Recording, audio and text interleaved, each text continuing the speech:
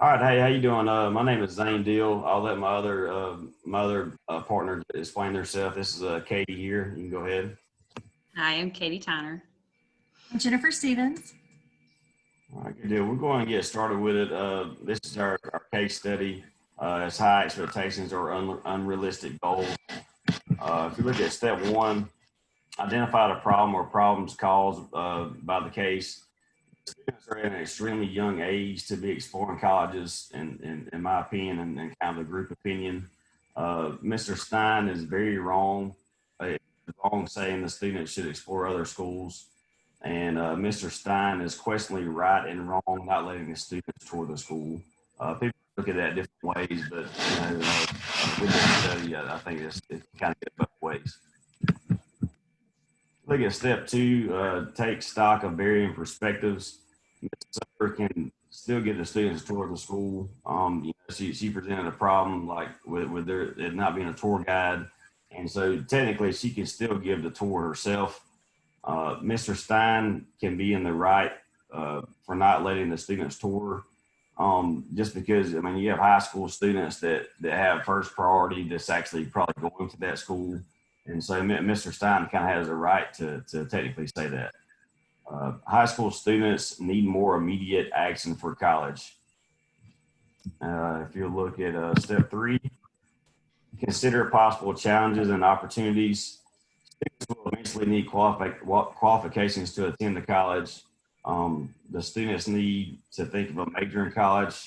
I know, myself and a lot of other high school students, you don't technically know your major until maybe you're a junior or high school, or junior or senior in high school, and so that kind of affects a lot of that stuff as far as what school they will attend.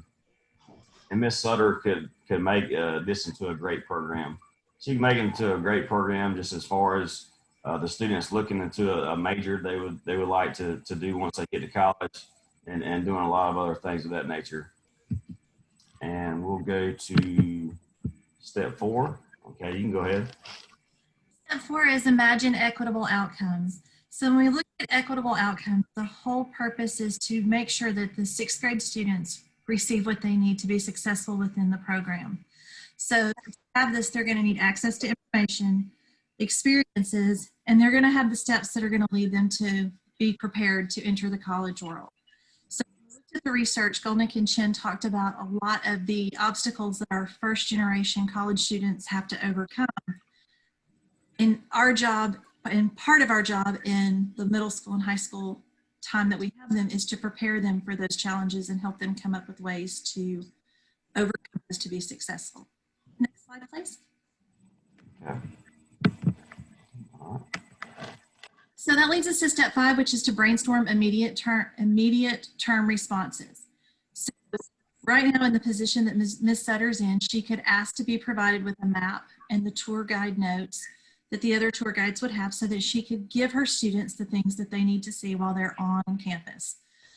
She can provide that tour to the best of her ability, and then she can ask to schedule a follow-up appointment with Mr. Stein to discuss future collaborations that might work more in conjunction with the college setting, possibly setting up some tutoring groups and expanding that program.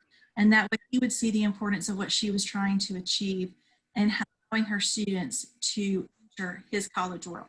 Next slide, please. Step six is to brainstorm longer-term policy and practice adjustments. And our short-term plan falls right into the long-term plan. We want to invite multiple collaborators. We want to try to get college alumni to come and speak at the club. That way, the students and the college have some buy-in to the program. Expand the club to high school students, so that when high school students go on their tour, the middle school students can go along and get that same experience. Wanted to add some community partners, such as business and community leaders. They could come and they could do presentations, because Golnick and Chen and the research from Meta all say that life experiences lead to success, and all experiences don't have to happen in the classroom. And then there are also the opportunities for additional trips to businesses and industries so that students can see some of the jobs that are out there and learn about the education that's needed to find those jobs. Next. And so the plan of action is multifaceted, and they all go together. So it's the proposal of collaboration with alternate stakeholders, increased exposures that are going to help the students' awareness for further education, and then possible partnerships with the local high school.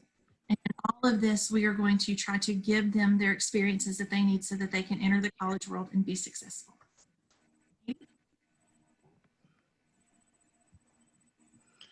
So now we'll look at the case study questions. The first question was about giving advice to Ms. Sutter. I think her intentions are very honorable in developing this group. And yes, everybody is pretty concerned that they're sixth graders, but I think what she's doing is giving them an opportunity that they may kind of get brushed off to the side later on.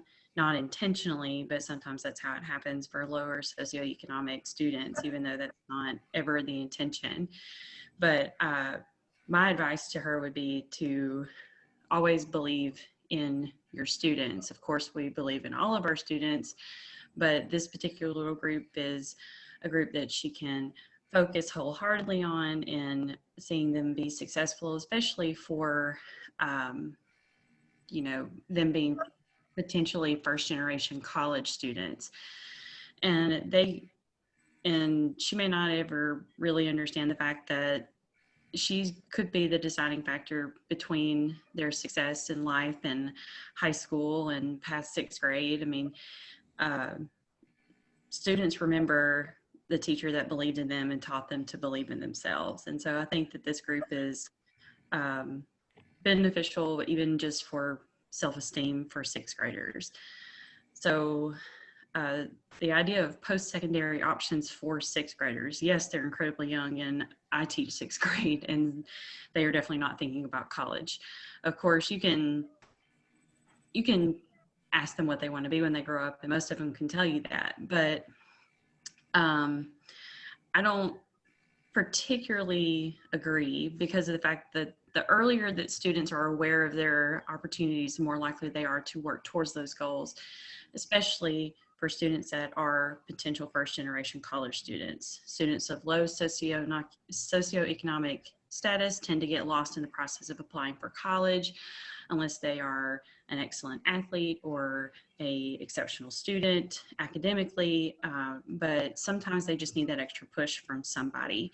And if students know that you have faith in their abilities and can see their potential, I mean, I may be completely and totally naive, but, you know, I do believe that sometimes you just need to be that little extra push, and it could mean all the difference in the world. As far as responding to Mr. Stein, it is understandable, being a person working for a university, that he wants to reserve his extra tour guides for students that are actually applying to their college.